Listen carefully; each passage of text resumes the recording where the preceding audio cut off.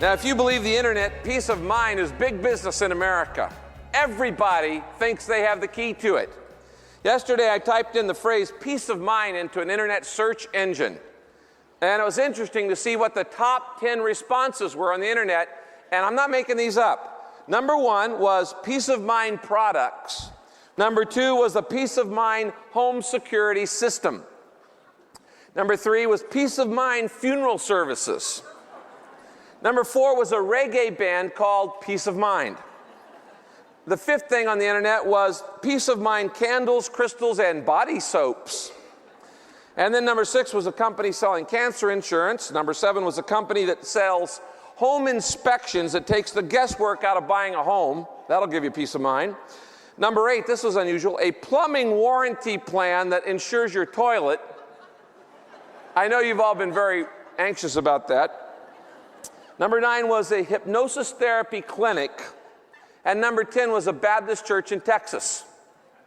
Everybody thinks they've got the key to peace of mind, or at least wants you to think so you'll buy their product. I saw an ad for a perfume the other day called Peace Perfume, and the title said, "Wear it to feel serenity." Now, folks, if we're all that easy, it'd be great. Just dab a little perfume on and you feel, you have peace of mind. Peace of mind is such an important concept in life that people will do almost anything to find it. They will travel to exotic places at great expense. They will sniff a brain-destroying drug up their nose. They will experiment with New Age rituals. They will try all kinds of things. But the truth is, very few people in this world are at peace with themselves. Would you agree with that? Most people carry a high degree of stress, of anxiety, of tension in their lives. As a pastor, I have noticed that there are 3 things that tend to rob our peace. You might write these down. 3 things that steal the peace of mind that God intends for us to have. Number 1 is when circumstances are uncontrollable, we often lose our peace. Now, as you know, much of life is beyond your control. You get frustrated by, delayed flights and stuck in traffic, and there's nothing you can do about it. You just sit there. But even more than that, the most important things in life are often beyond your control. I've met with couples who wanted to have a baby, and it just wasn't happening. I've met with singles who wanted to get married, and it just wasn't happening. And lots of things just end up being out of your control. And when that happens, we get frustrated, and we lose our peace of mind. Number 2, when people are unchangeable, we tend to lose our peace. People naturally resist change. Have you figured that out? And they resent it when you try to change them. In fact, have you ever tried to change anybody? Some of you maybe had a little personal improvement program for your husband or your wife or your children. And, they just don't cooperate. And you can't figure out, well, why aren't you, working on this? I mean, it's for your own good. And they resist it, and they resent you. The quickest way to lose your peace of mind is try to change somebody else, because most people are just not going to change. And so we get frustrated and lose our peace. The third thing is when problems are unexplainable. When problems are unexplainable. Now, we know that life is not fair. We know that not everybody has a happy ending. They don't all live happily ever after. And things don't always turn out right. What makes it more difficult is you're not always going to know why. And when you don't know why things don't happen in your life the way you intend for them to do, you tend to get frustrated. You tend to get anxious or nervous or stressed. And you lose your peace. Now, God has promised peace of mind because it's a fundamental need of your life. In fact, one of the Hebrew names of God, we've been looking at these names of God for the past several weeks and how they meet our deepest needs. One of the Hebrew names of God is Jehovah Shalom. Now, you know this word, shalom, it means peace. And it means, Jehovah Shalom means, I am the God of peace. The most used greeting in the New Testament between Christians is grace and peace. We are to live peaceful lives. Jesus says 3 times in John 20, peace be with you, peace be with you, peace be with you. And in John 14:27, he says this, there on your outline, I am leaving you with a gift, peace of mind and heart. And the peace I give isn't fragile like the peace the world gives. So don't be troubled or afraid. Now, if God says, I'm offering you a gift of peace, he means it. It's not something you work for. It's not something you deserve. It's not something you try for. You don't beg for peace. You don't plead for peace. It is simply a gift. Then why don't I have it? Today we're going to talk about that. We're going to look at the path to personal peace. And you're going to hear a dramatic story that will illustrate the principles of how to live at peace, no matter what's happening in your life. Now, I need to say right up front that peace has nothing to do with problem-free living.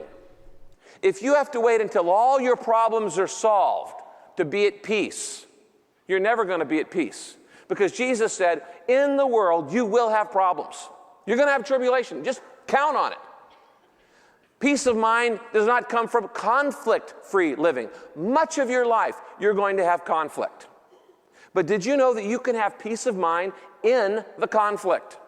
Yes, you can. Peace of mind is the result of 3 important decisions that you need to make. 3 choices. And when you choose these things, it will produce peace in your life. It is the choice for acceptance, the choice for trust, and the choice for surrender. Let's look at them today. The first step in the path to personal peace is to accept what cannot be changed. Accept what cannot be changed. Worrying about what cannot be changed certainly won't give you peace. Becoming resentful or bitter about what cannot be changed will certainly not give you peace. Feeling guilty about things that cannot be changed will not give you peace. So you can stop beating yourself over the head. Having self-pity over things that cannot be changed in your life will not give you peace. There is only one thing that will bring peace in your life, and that is acceptance. Acceptance of what cannot be changed. In the Bible, in the book of 2 Samuel chapter 12, there's the story of King David, who had a young baby that was dying. And David did everything he could to keep that baby from dying. And he even went and he prayed in the temple for 7 days, all night long. He fasted, he wept, he cried, he pleaded with God, God, please save this baby.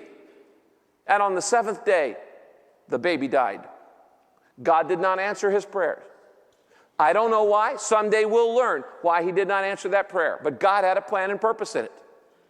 Now, when David's advisors heard this, they were scared to death. They thought, this guy's nearly over the edge with the baby near death. When he finds out that the child has actually died, he just may lose it all. So they were afraid to tell him. But David heard them whispering, and he said, has the child died? They said, yes. And David got up. He went and took a bath. He put on clean clothes. He ate a big meal. And he went back to work.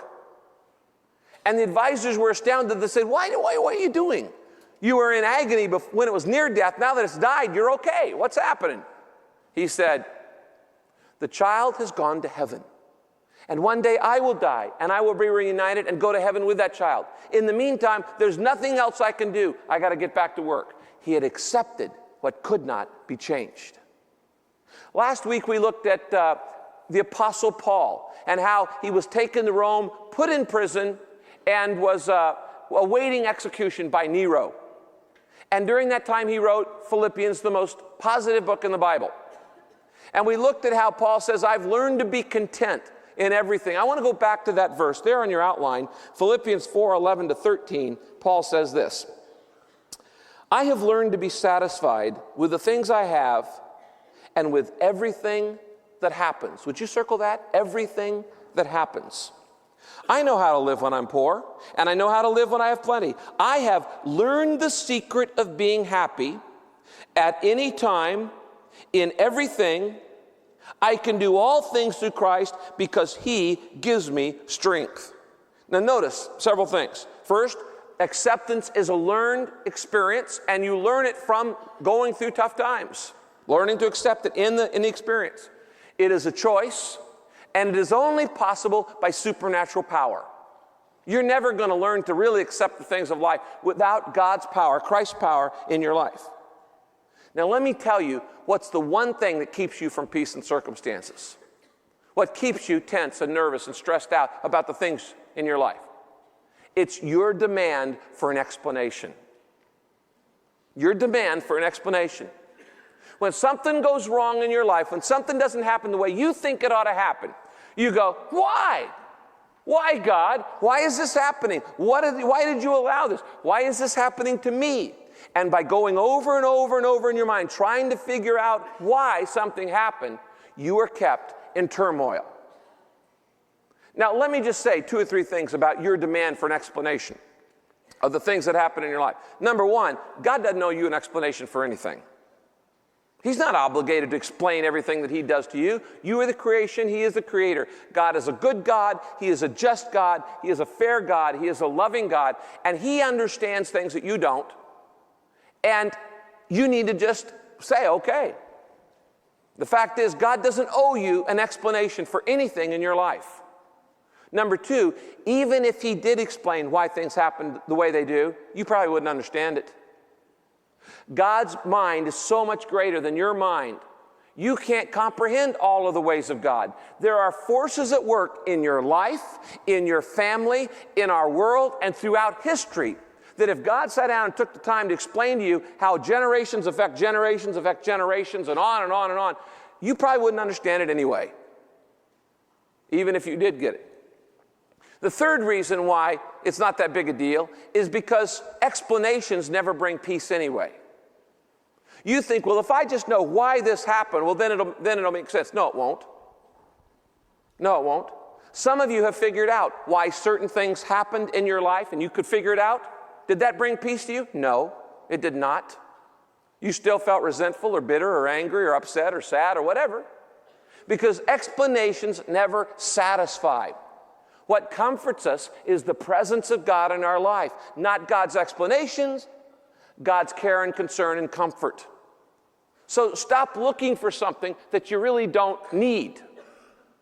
Now, the classic example of accepting things that cannot be changed is the story of Job. Now, you know this story.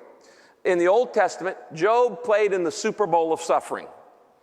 I mean, you know, this guy was the wealthiest man who ever lived. He was a very godly man, very dedicated, very devout to God.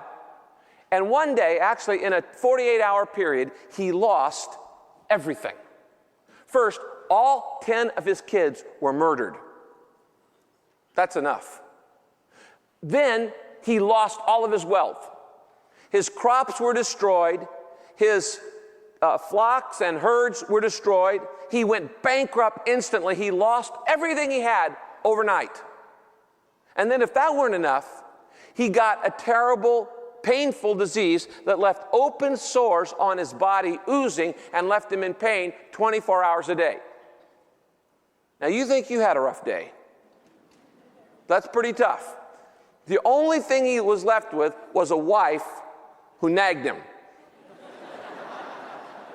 And she comes to Job and says, "Hey, Job, why don't you just curse God and die?" Now, that's what I call emotional support.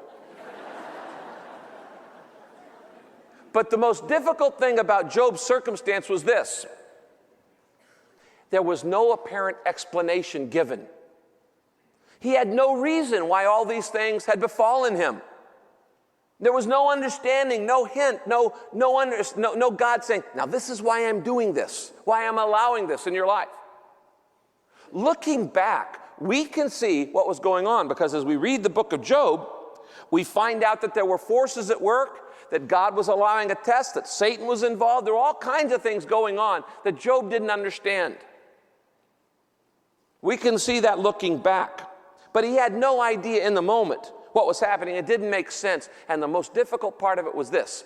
Job says, "Why is this happening to me, God? I'm a good guy. I'm a good guy." And for 37 chapters, God says nothing. Zip. Have you ever been in a crisis when God was silent? That is one of the most difficult things to handle in life. When you're going, why? Why is this? And heaven is like brass heaven, and your prayers are bouncing off the ceiling, and nothing is coming through. Job was going through the greatest test of his life. It was a test of his peace of mind, but it was also a test of his character. This is the guy who had said, though he slay me, yet will I trust him. And it was a major test. Now here's the point of the story. When God is silent, you need acceptance. Do you remember when you were in school and you took a class? The teacher is always silent when the test is being given. And you can count on that in your life. God's not going to give you the answer in the test. You might get it later. You might not ever get it until you get to heaven. But you're certainly not going to get it in the test. Now, you know, millions of people pray the Serenity Prayer every day. You're all familiar with this. I put it there on your outline.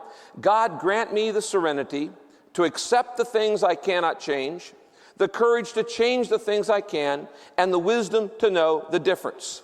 That is a prayer, a very famous prayer by a man named Reinhold Niebuhr. But did you know that it is edited? That there are 8 more lines to the Serenity Prayer that you may have never even heard? And did you know that that's where all the power is? The power of peace is not in the first part of the prayer. It's in the part that they've cut out. Let me read you the entire Serenity Prayer. It says this: God, grant me the serenity to accept the things I cannot change, the courage to change the things I can, and the wisdom to know the difference. Now, that's the part we all know about. Here's the rest of the prayer. Living one day at a time, enjoying one moment at a time, accepting hardship, there's that word, accepting hardship as the pathway to peace, taking, as Jesus did, this sinful world as it is, not as I would have it. Trusting that you, God, will make all things right if I surrender to your will, so that I may be reasonably happy in this life and supremely happy with you forever in the next. Amen. Makes a little bit difference, doesn't it? All of the power is in the second part of the prayer. It's through the acceptance, it's through the trust, it's through the surrender that you find the path to peace. So here's what you do. When you go through an experience you don't like, you do what you can, but then you accept what can't be changed. If you got a health problem, you got a handicap, you got a difficulty, you go to the best doctors you can find and you get work on it. But once you've hit the wall and nothing else can be done, you accept what cannot be changed. If you got a problem with a child, you try to work with that child and you do the best you can and you get the best experience and advice, whatever you can. But once you've hit the wall and there's nothing more can be done, you accept what cannot be changed. If you are in a marriage that just isn't working out, you do the best you can in bringing some resolution. But you accept that person, whether they ever change or not. God says this is the starting point to peace, accepting what can't be changed. Now, the second choice in the path to peace is to trust. It is to trust in God's loving care. Trust in God's loving care. Read with me Isaiah 26, verse 3. You, Lord, give true peace to those who depend on you because they trust in you. God gives peace to those who trust in him because they depend on him. Now look at the next verse, Proverbs 3, 5, and 6. Trust in the Lord with all your heart, and don't lean on your own understanding. Don't try to figure it all out. In all your ways, acknowledge him, and he will direct your paths. Now, as I said earlier, you will never live a problem-free life. There is no such thing as a problem-free life because it's always something. Isn't that true? Is it true? It's always something. And if it isn't one thing, it's another. Okay, you're familiar with this. You have a list of problems in your life. 1, 2, 3, 4. The moment you knock off your biggest problem, guess what? Number 2 gets promoted. And now you have another number 1 problem.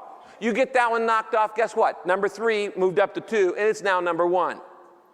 And the rest of your life, you're going to have one problem after another. There is a word for a series of problems. It's called L-I-F-E. It's life. And that's all. And you got to learn to have peace in the middle of your problems, or you're never going to have peace. Because as soon as one pops up and you deal with it, another one's going to pop up in its place. You say, why does that happen? Why is my life just one problem after another? Well, there are 3 reasons. In the first place, Adam choked. Okay? He blew it. And he and Eve gave in to temptation, allowed sin to come into the world, and we're all paying the result. We live in a fallen world. And so this is not a perfect world. There are things around you that cause problems because we live in an imperfect world. Number 2, you have an enemy, and his name is Satan. You say, Rick, you believe in a personal, real devil? Of course I do. Jesus, God does. The Bible talks about him, and all you have to do is pick up a newspaper and see his work all around the world. Evil is a real entity in this world. And Satan wants to mess you up. He wants to mess with your mind. He wants to mess with your family. He wants to mess with your health. He wants to mess with your finances. He wants to mess you up, particularly if you are a follower of Christ, because if you're trying to do the right thing, you're the enemy of the devil. So he's going to try to mess you up anyway. So you got the world competing against you, a fallen world. You got a personal enemy who's competing against you. And then on top of that, you just make your own mistakes. You blow it. Most of the problems and pain in my life are from my own poor decisions, from my own lousy choices. When I make dumb decisions, I pay the penalty. And when I sin, there are always results. So most of the time, the devil doesn't even have to worry about me because I'm messing up my own life. And so those things are always working to bring problems into your life, and pain comes as a result. But, listen to this, but sometimes the pain in your life is no one's fault. Sometimes the problems in your life, you can't blame anybody for. One day Jesus was walking down the street and he found a man who was born blind. He was blind from birth. The disciples looked at the man and said to Jesus, okay, Lord, who sinned, this man or his parents? Implying that he had this problem because of sin. Jesus, and by the way, that's a common therapy today, isn't it? It's either your fault or your parents' fault. I mean, that idea is still around, isn't it? Okay? It's either blame yourself or blame your parents. That's the reason for every problem in your life. Well, that's not a new idea, by the way. And when they asked Jesus, whose fault was it? Jesus said, neither. It's neither the man's fault nor the parents' fault. He said, in John 9, quote, he says, this happened so that the work of God may be displayed in his life. Sometimes there's a problem in your life so that the work of God may be displayed in your life. Now, regardless of why you have the problem that you have that's unsolvable, unchangeable, unexplainable, uncontrollable, regardless of the problem, regardless of the source, whether the call came from the world, the devil, yourself, or you don't know where, you still need the same response every time. And what is it? It is to trust in the loving care of God.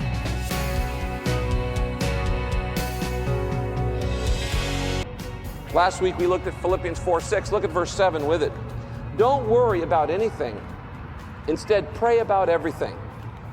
Tell God your needs and don't forget to thank him for his answers. If you do this, you will experience God's wonderful peace, which is far more wonderful than the human mind can understand. That is the path to peace, to trust God's loving care in the situation. Today I want you to hear the story of Terry and how she's learning to allow the loving care of God work in her life. Would you give her a warm welcome?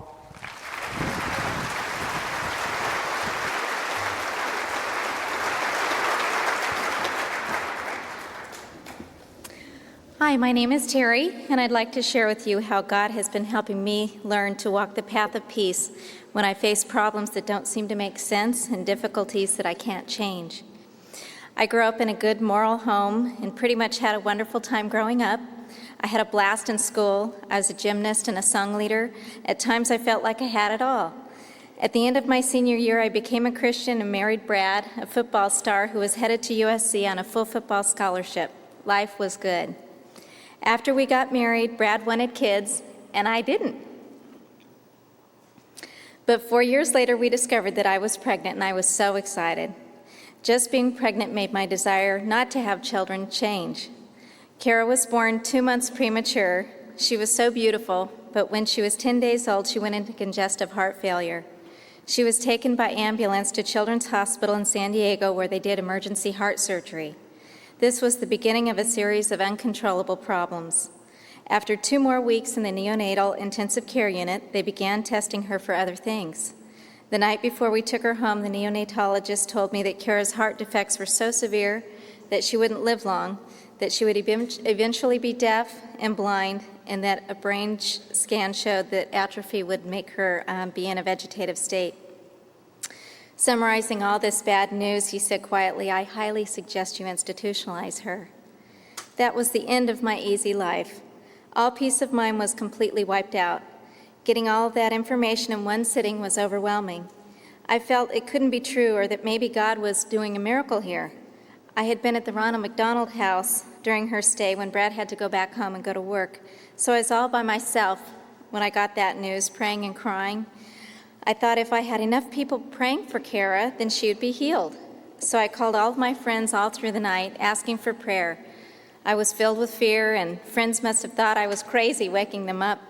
Poor Brad must have been thinking, "Oh, great, I get to pick up my baby tomorrow morning, and on the way home I'll have to drop my wife off at the nearest institution." The next morning, Kara wasn't healed. We brought home a very sick baby on heart monitors. In the months ahead, it was one difficult day after another. The burden was overwhelming. Finally, I hit my breaking point. I was so tired, I just wanted out of the situation. I thought, if heaven was such a great place, why can't I be there now? It took 3 days for me to make my master plan to take my life. I didn't tell anyone, for fear that they might start to try to talk me out of it. I figured the easiest way to be to start the car in a closed garage and just fall asleep. Then I thought, who would take care of Kara? So I decided the best thing would be if we both died. Then I thought further about Brad. It would be awful for him to find us dead. But there was no way that he would come willingly, so I figured I'd have to knock him out and drag him down with me. That was going to be a real problem because Brad was a 6'2" football player and I'm 4'11".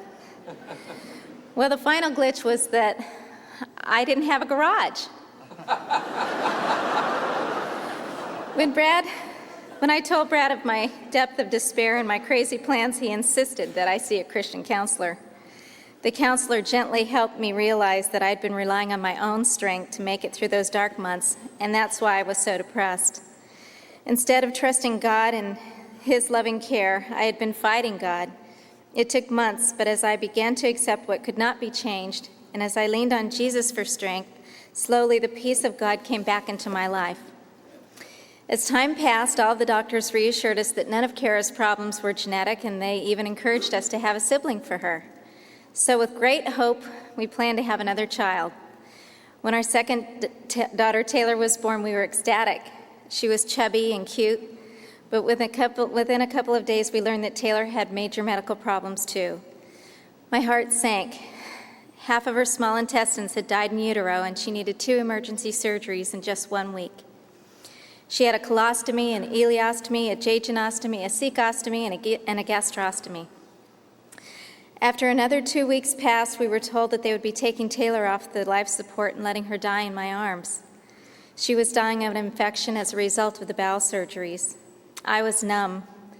We stood over Taylor's crib in the NICU unit with Brad's wonderful parents and the surgeon and some nurses and a chaplain, and we prayed, and I felt nothing, no anxiety, no thoughts of healing, just nothing. I felt empty inside.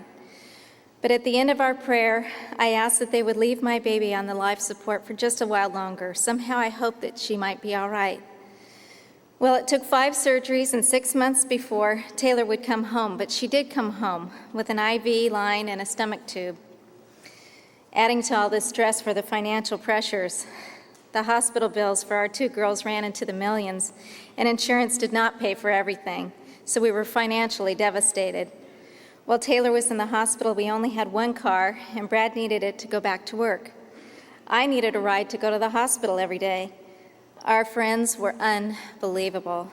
Every day, someone would call and offer their car for a day, a few days, or a week. Then one Sunday, our friends met us for brunch, and afterwards, one of the guys handed Brad a set of keys and motioned to a beautiful gray car with a huge pink bow on the top. They handed us the card that read, "Through your friends, love Jesus." 26 people had contributed to give us that car. God used our friends to show his love for us and gave us encouragement, and still does, to keep going. By this time, Brad and I had given up on the having babies concept. We were doing everything to prevent it, but things happened. It was only 5 days after our third daughter, Paige, was born that we were having to rush her to the hospital for testing. Somehow I got there, my car just knew the way, handed her to the technician, and did the paperwork with my eyes closed. After the testing, I walked slowly down the hall of the hospital with Paige in my arms. I turned around to see the radiologist, and he said, "My name is Dr. So-and-so, and I know your other 2 children, and I just want you to know that this one is fine." What an angel that man was. He must have known of my struggle with suicide and thought I'd drop her off the nearest bridge on the way home. At Christmas time that year, there were many gifts left on our doorstep, most given anonymously. One package was for me. It was a tiny jewelry box, and inside were beautiful sapphire earrings. Attached was a note that read, "A mother of a handicapped child wore these earrings, and she wants you to have them." At the bottom of the note was the Bible verse, Jeremiah 29:11. "For I know the plans I have for you, declares the Lord, plans to prosper you and not to harm you, to give you a future and a hope." I thought to myself, I don't have a hope. Instead, I had 3 little ones in diapers, 2 with gastrostomy tubes and 1 with severe and mental and physical disabilities. So I put the earrings back into the box because, for me, to accept those earrings, it meant that I would have to accept the truth of that Bible promise. Looking back now, I've learned from experience that whoever gave me those earrings was right. God does have good plans for us, even when it seems the exact opposite. And I've learned the path to personal peace is possible when we accept what comes our way and trust in God's love and care for us. Well, today, Paige is 8 years old and has never had anything more serious than colic. That's the worst, colic. Taylor is a bright, caring 10-year-old who shows almost no effects from her ordeal. The doctors still say, "Do you realize that she's a miracle?" Our Kara still needs special attention. She uses a wheelchair, and she's nonverbal. She isn't deaf, and she isn't blind, and she's far from being in a vegetative state. In fact, she's the most patient and kind little teenager, and she's almost 15 years old and going through a big change in life. Why did God allow Kara and Taylor to suffer so much? I don't know. I wonder now if I even want or even care about getting an explanation for why things happen. That's not as important to me as it once seemed. What is more important is accepting what cannot be changed and trusting that God loves us and allowing God to handle the things that I can't control. That is where the peace that comes from, not from explanations. Life can still be very difficult for our family, but for me, peace has come from finally accepting verses like Romans 8:28, and that they do apply to even me. It states that all things work together for the good for those that love God and are called according to his purpose. This morning I'm wearing those earrings, and I've had the opportunity to discover that God does have a plan and a future and a hope for even me. As Pastor Rick often says, God never wastes a hurt. So during the past 6 years, I've tried to use my experiences to help others by being a part of starting Saddleback's Children's Disabilities Ministry. If you're facing the unique challenges involving a child with disabilities as a parent, or you're in despair about an ongoing problem that seems to have no solution, there are others here to help you. You're not alone. I have good news for you. No matter where you are going, whatever you're going through, you can experience God's peace, God's hope, and God's love if you'll only turn it all over to Jesus Christ. Thank you.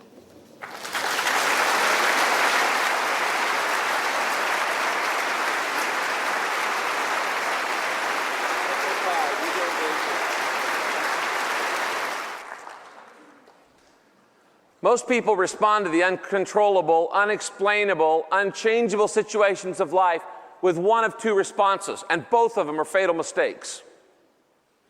Some of you, when you face an uncontrollable situation, you just try harder. You become more controlling.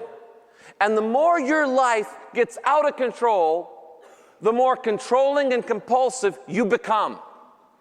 I'm going to make this thing work. And you make everybody around you miserable.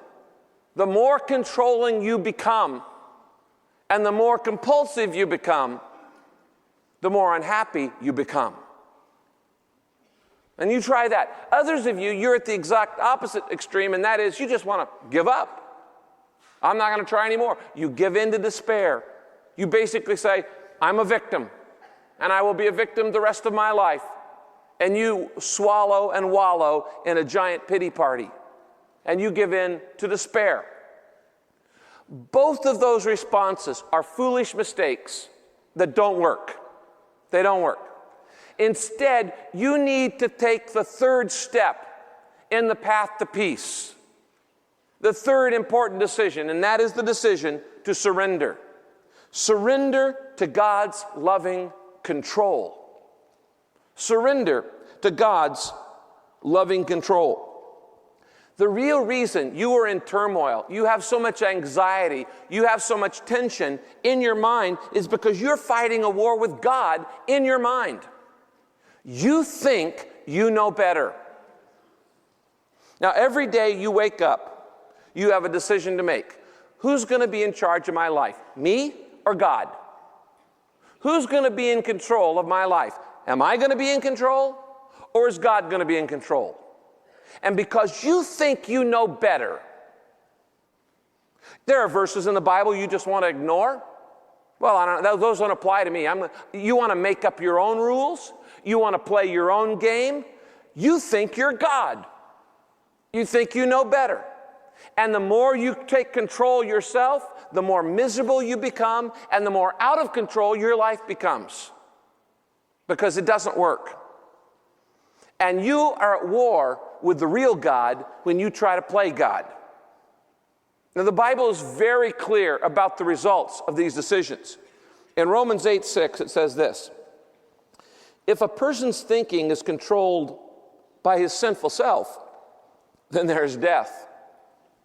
But if his thinking is controlled by the Spirit, then there is life and peace. Those are your alternatives. Death or life and peace. Who's going to be in charge? Now, I don't know why you haven't thought this through, but it's obvious that in a war with God, you're going to lose.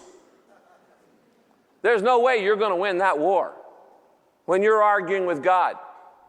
As the old saying says, your arms are too short to box with God. I remember when I was a kid, Muhammad Ali was the world champion, and he would go around saying, I am the greatest, I am the greatest. And I'll never forget that tragic scene a few years back at the Olympics when Ali was chosen to light the torch. Do you remember that? And he climbed up the stairs, and with a palsied Parkinson's shake in his hand, he could barely light that torch from the shaking in his body. Later in an interview, Ali said, God gave me that so I could remember that I'm not the greatest, but He is. Pretty good advice, pretty good attitude. Sometimes God places a limitation in our life in order to force us to our knees, to force us to depend on Him, to prove that He is trustworthy. And sometimes God just flat out has to incapacitate us to show who's in control. You fight with God, you're going to lose. You're going to lose. And He loves you too much to let you win. Now, if you want to have deep, personal, satisfying peace of mind and heart and soul, you've got to surrender control of your life totally to God. How do you know if you've done that? Well, the evidence is this. The evidence of a surrendered life is always obedience. When God says do it, I do it. I don't care if I don't understand it, I do it. I don't care if anybody else is doing it, I do it. I don't care if it's popular, I do it. I don't care if it's hard or easy, I do it.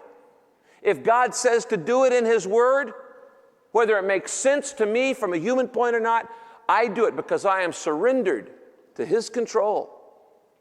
And when I listen to His Word and I follow His direction, what is the result of that? It is always the same: peace. Look at the next verse. Those who love your teachings will find true peace, and nothing will defeat them. Now today, you may be in an uncontrollable circumstance. You may be married to an unchangeable person. You may be experiencing an unexplainable problem. But as Terry said, the good news is you can have peace. You can have the peace of God in your life. But first, you got to make peace with God. You can't have the peace of God until first you make peace with God. How do you do that? By surrendering your entire life in faith to Jesus Christ. Look at the next Bible verse. Since we have been made right in God's sight by faith, we have peace with God because of what Jesus Christ our Lord has done for us. Now let me ask you a very frank question. Aren't you tired of being at war with God? Don't you realize that is the single greatest source of stress in your life? When you get up and say, I'm going to be God today, not God. What is the result of being in control of my own life? Worry, guilt, bitterness, resentment, anxiety, fear, fatigue, depression, despair. And many of you are familiar with those emotions. What are the results of having Jesus Christ be number one in my life and being fully surrendered to whatever He wants? Peace, power, strength, wisdom, purpose, meaning, eternal life, significance, joy. Then why don't we surrender to God every area of our lives? I'll tell you why. Because you're holding on to resentment with God. You say, me? I'm resentful of God? Yes, you are. Let me say it in another way. What is it that you're still angry with God about? That marriage that didn't work out? That marriage that never happened? That handicap in your life or that of a loved one? That birth defect? That big disappointment that you hoped would happen and it didn't? Those plans that you planned that didn't go the way you planned them? That loved one who died before you thought it was their time because you know better than God? What are you still resentful with God about? Do you realize that when you hold on to your anger and you're saying, I know better than God, you are cutting off the very source of hope, healing, and help that you need in your own life. And you need to let it go. You need to realize that you're at war with God over that issue. And that has kept you from having the peace of God in your heart. Now, let me say it as clear as I know how to say it. There is not a single bad thing that has ever happened in your life that God could not have prevented. Nothing has happened to you, all the bad, nothing has happened that God could not have prevented if He'd wanted to. You say, well, then why didn't He? I don't know. I don't know. I don't know all the details. I do know this. I do know that we live in a fallen world where you're free to make bad choices and so are others, and as a result, people get hurt. I do know that God has a greater purpose for your life than the problems you're going through. I do know that God is more interested in your character than in your comfort. And He wants to build you up. And I do know that if everything went great in your life, you would be a spoiled brat if you got everything you wanted. And I do know that God knows just as much how much you can handle in your life. And I do know that this is not heaven, that this is earth, that heaven is where we get the ultimate comfort. And I do know that if you think you're due a problem-free life on this earth, you're kidding yourself, and it isn't going to happen. And I do know that God has a plan for your life, and that plan involves pain, because He wants you to grow. And I do know that He has already determined the rewards you will receive in heaven based on how you respond on this earth. And I do know that He loves you deeply, and I do know that He wants you to trust Him. And I do know that there is only one way to peace, through acceptance, trust, and surrender. Let's bow our heads. Would you pray this prayer in your heart? Dear Father, you know how I have resented the problems in my life. And you know how I have resisted the things that have caused me pain that I can't change. And you know that I've asked you many times for an explanation, but it's never come. Today, I want to stop fighting you over things I don't understand. Forgive me. I want to begin the path of personal peace. So I ask you for help. Help me to change the things that I can, but help me to accept the things that cannot be changed. Help me, Jesus, to trust in your loving care when things don't make sense, that you are a good God and that you have my best interest at heart. Today, I want to stop the war, and I make an unconditional surrender of all my life to your loving care and control. Please give me your strength and wisdom and peace and purpose. I want to make peace with God by faith, so that I can have the peace of God through you, Jesus Christ. Amen.